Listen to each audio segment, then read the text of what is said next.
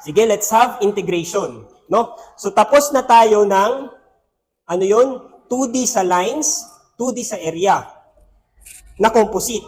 Now, let's proceed sa 2D sa lines and 2D sa area na non-composite. No? Non-composite, ibig sabihin yung gagamitin natin is, instead na summation, we have integration. No? So, for the integration, we have this one. No? So, if we have an area, sabihin natin ito yung area natin, no? And then yung area natin is non-composite, or non-composite meaning hindi siya combinations ng mga regular shapes sa geometry natin, no? So yung shape natin dito is defined by a function, no? For example, ito, defined by a function. Function daw yan, function. So ano yung gagawin natin dito? So we have three approach here, no? So sa isa ka topic, we have three approach. One approach is to choose a vertical rectangular strip. Another is horizontal rectangular strip. And yung isa is triangular na strip. No? So isa-isa, bibigyan natin yan ng example. No? Paano gamitin. Ang hinahanap dito is, determine the location of the centroid of a parabolic spandrel by direct integration. So ito yung hahanapin natin dito. Parabolic spandrel meaning, na-form to siya by this function here, y is equal to x ay kx squared, no? So sa table natin, automatic yan binigay. So pwede i-memorize na natin diretso, no? So nandito na yung parabolic spandrel natin. So ito na yung x bar at saka y bar natin. Pero for this example, i-try natin i-derive, no? I-try natin i-derive to. Ano yung gagawin natin dito? So first is, we need to cut a rectangular strip sa figure natin dito. So kung i-cut natin to, rectangular strip, maliit lang na strip, no? So imagine yung length niya is very, very, very small, no? Ito, yung base niya dito, very, very small, no? Sabihin natin that base that is very small, so sabihin natin that is dx, no? Dx. This point here, lahin natin na pentel-pentel para klaro. Ito na lang. So, ayan. Sige, dito. Kumuha tayo ng rectangular strip, no? Sa sobrang liit niyan, di ba yung papel natin, kung magka tayo niyan, yung shape niya is pa ganito, no? Pero kung ito siya is sobrang nipis, ano yung shape niya makikita mo? Somewhat parang rectangle na, no? Kasi sobrang nipis niya, no? So somehow, yung slanting natin dito is negligible, kung sobrang nipis siya. So parang yung shape niya is like a rectangle. Tama? No? At that point. So, ayan. Now, yung formula natin kanina na, we have this formula, integral of x dA over a natin. Tama? No? Yung x natin dito, x bar natin dito, this is the centroid. Yung x naman natin dito, that is the centroid of the rectangular strip or centroid of our elemental strip natin dito. So, para hindi tayo ma-confuse about x bar and x dito, lagyan natin to ng xl. No? Ibig sabihin, that is the centroid of the elemental rectangular strip. No? Centroid of the elemental rectangular strip. No? So, ito siya. Ano yung shape nito? Rectangle, tama? Now, ano yung centroid ng rectangle? Nasa center, tama? So, therefore, ano yung x bar niya? Ito. This is our XL. Tama? Ito naman, this is our YL. Tama ba? O sige. Now, ano naman yung point na to? Yung point na to is a point at the graph natin. No? So this point here, this is X natin dito. No? And this is naman Y. Okay? Klaro ba? So, ayan. So, this point here is X, and this point here is XY natin. No? This point naman, the centroid, we have XL and YL. Kung makikita nyo, yung length ng X natin dito is the same length as XL. So, automatic that yung XL pala natin is equal to X. No? How about YL? YL. Ano yung value ni YL? Kung makikita nyo dito, if this is Y, YL is just half the Y. No? So, YL is just 1/2 Y. No? So yan yung isa-substitute natin sa formula natin dyan. Okay? Now, ano yung mga kailangan natin dito? Kailangan natin si XL. So si XL, nakuha na natin X. How about si A? Ano yung value ni A? Ano yung value ni A? Sige, kunin muna natin si A. Now, paano natin kukunin si A? So kung titingnan mo dito, ang DA natin, DA is just the area of the elemental strip natin. So ano yung shape ng strip natin? Rectangle. Ano yung area ng rectangle? Base times height. So ano yung base natin? Base natin dito, this distance here is our dx. Ano naman yung height niya? Y. So base times height is just equal to y times dx. No? So base times height, that is dx times y. Okay? Now, if you want to get A, ano yung formula niya? I-integrate lang natin yan. Makukuha na natin yung area. So, isum up natin lahat ng mga rectangular strip, isum up natin yan, that is equal to A. Klaro? So, ayan. So, yung A natin is just the integral of dA, which is equal to the integral of y dx. Now, kaya ba natin itong ma-integrate? Hindi natin ito diretso ma-integrate, no? Kasi meron tayong dalawang variable, the x at saka sa y. So, dapat i-express natin to into one variable only. So, we need to express y in terms of x. No? So maghanap tayo ng relationship na wherein ma-express natin to into x, no? So from our equation here, ito, y is equal to kx, pwede natin i-substitute, no? But we have another variable here, x. Gusto natin na x lang talaga yung variable, no? So ito siya. So at this point here, makikita nyo, ano yung point na to? This is equal to AB, tama? No? Kasi A and then B, this is point AB, no? I-substitute natin dito. If y is b, so we have y is equal to kx squared. Ano yung y natin? Y is b is equal to k. Ano yung x natin? We have a squared. So k is equal to b over a squared. So we have this one. So therefore, this expression here, y is equal to k x squared, that is equal to y is equal to b over a squared x squared. So we have this one here. No? Now, kung i-substitute natin dito, integral of, ano yung y natin? We have this one. B over a squared, x squared, dx. Now, b at saka a natin, they are all constant, no? Kasi point yan. So, pwede natin yan mapalabas, tama? So, ipalabas natin yan. So, we have b over a squared, integral of x squared, dx. Now, ma-integrate na ba to? Yes.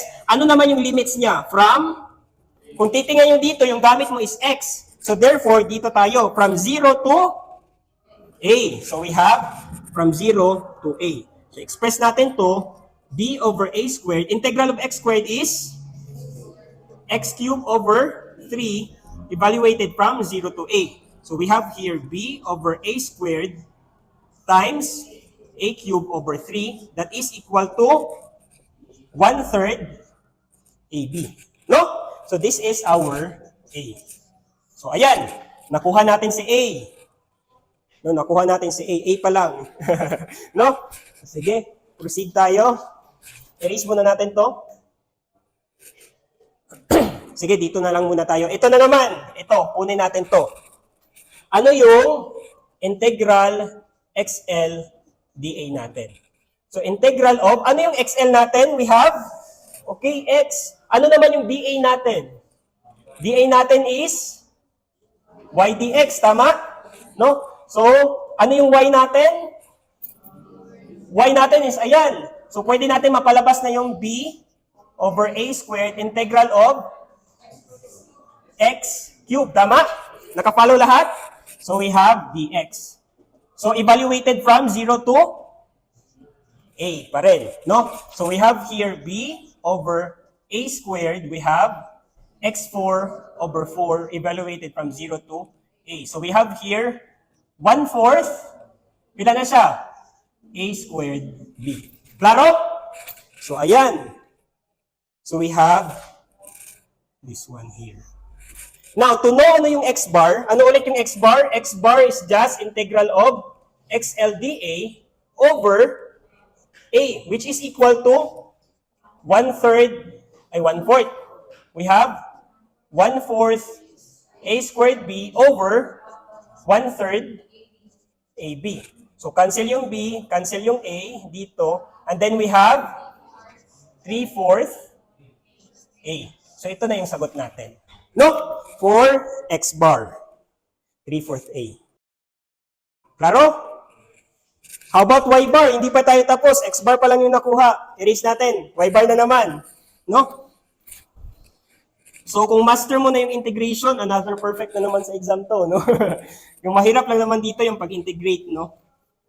And then yung pag-analyze nito, no? Yung rectangular strip, ano yung XL, ano yung YL, no? Again, ano ulit yung YL? That is the centroid of the elemental strip, no? Centroid of the elemental strip. Now, proceed tayo sa Y bar. Ano yung formula? Integral of Y bar. Y. That is YL dA over A. Nakuha na naman natin yung A kanina, di ba? So, hindi na natin yan i-solve. Solve na lang natin yung integral of YL dA. So, ano yung YL natin? We have integral of 1/2 Y dA. Yung YL natin is 1/2 Y. Ano naman yung dA natin? Ano ulit yung dA? Y dx, no? So, we have Y dx yung ano kanina, no? Ay, naara. Y dx. So, this becomes y squared dx. So, the same pa rin, no? We have 1/2. Ano yung y natin? Ayan. So, naka-squared, tama? So, we have b over a squared integral of x to the 2 which is x to the 4 dx. No? So, we have here 1/2 b over, ayan.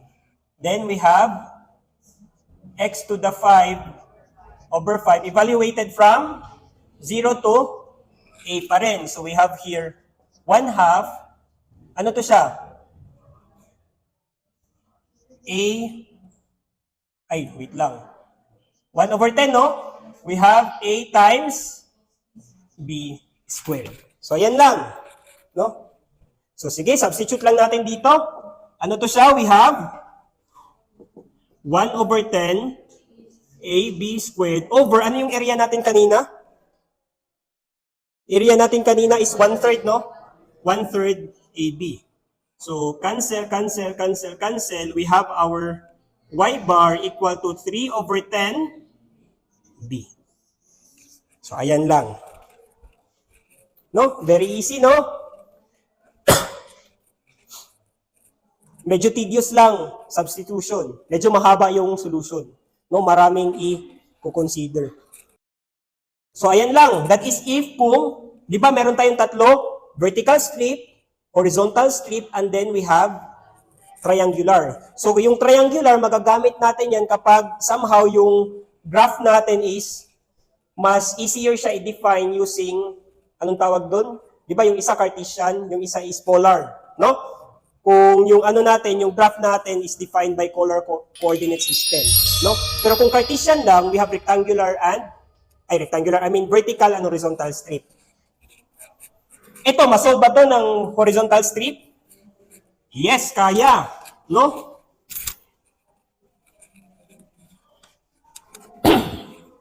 So now, kung rectangular strip to, ayan. Ito yung strip natin. Tama? No? So ano yung XL natin? Medyo confusing na. Yung X natin, ay yung centroid niya dito is ito. No? So ito yung ano natin, XL. Ito naman yung YL natin. No? And then yung X natin is ito, di ba? Ito. So this here, ito na yung X natin.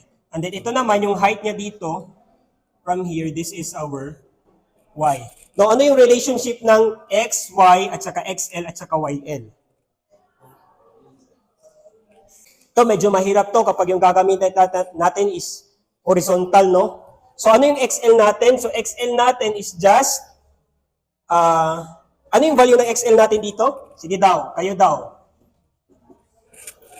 Yung value ng XL natin dito is just A minus X. Tama? Ay, hindi pa. A minus X divided by 2, no? Divided by 2 plus X. No. Di ba yung XL natin is this length, no? So this length here is just X plus this length here, no? So we have X, which is this one, and then ano naman yung length na to?